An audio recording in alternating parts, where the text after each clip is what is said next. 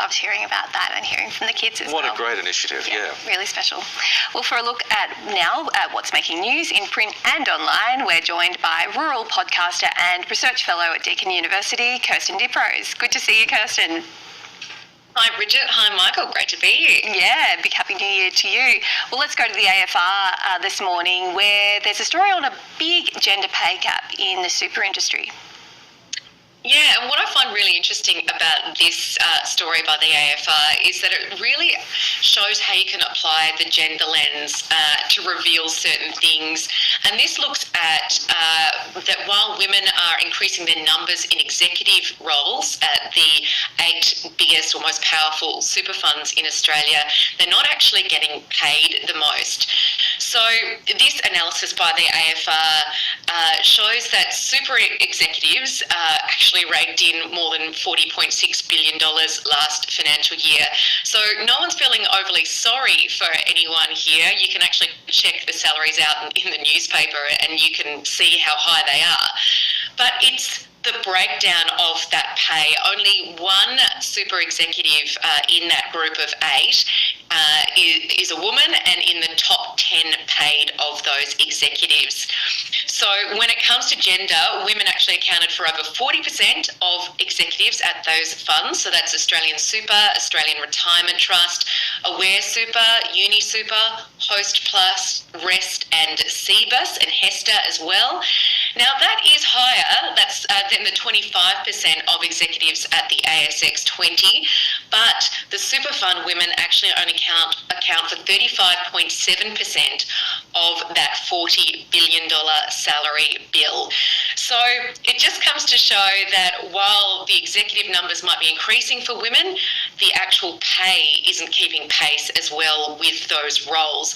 And it's also interesting because the super fund industry at the moment is really putting pressure on the companies that they invest in to actually increase, the number of women in executive and senior roles. Indeed. Very, very good story there on the Fin Reviews front page.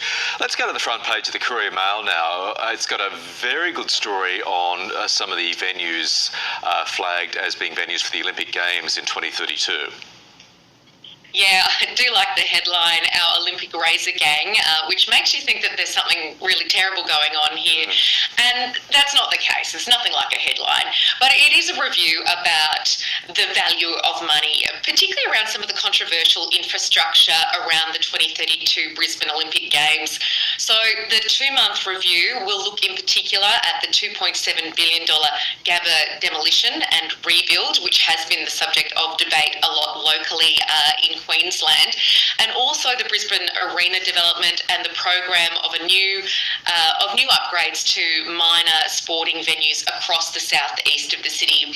So this review will in fact be launched today by the former Brisbane Mayor Graham Quirk, who was actually a key player in getting the Olympics to Brisbane in the first place and played a role in some of those feasibility studies early on for the Brisbane Olympic and Paralympic Games.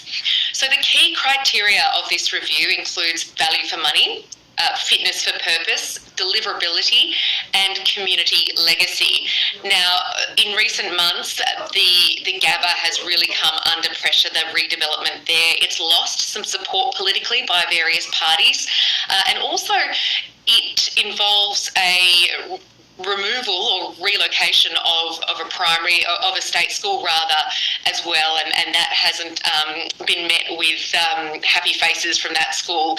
So those are the things that are being investigated in this review. Now, if anyone remembers the lead up to the 2000 Olympics, there were lots of conversations like this and lots of kind of doom and gloom stories right up to the lead up. And then of course we had a wonderful games in 2000 and no one sort of remembers that.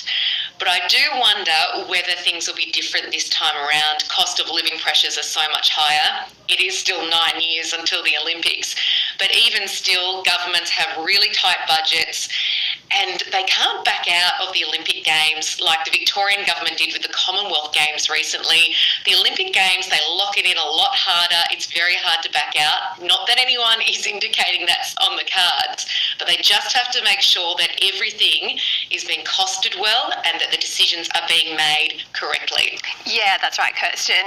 It's going to cost a lot of money, but we hope it's a successful Games. As you say, not for another 9 years. Look, it's great to talk to you, and we'll catch up later in the year. Thanks so much, Kirsten Dioprese.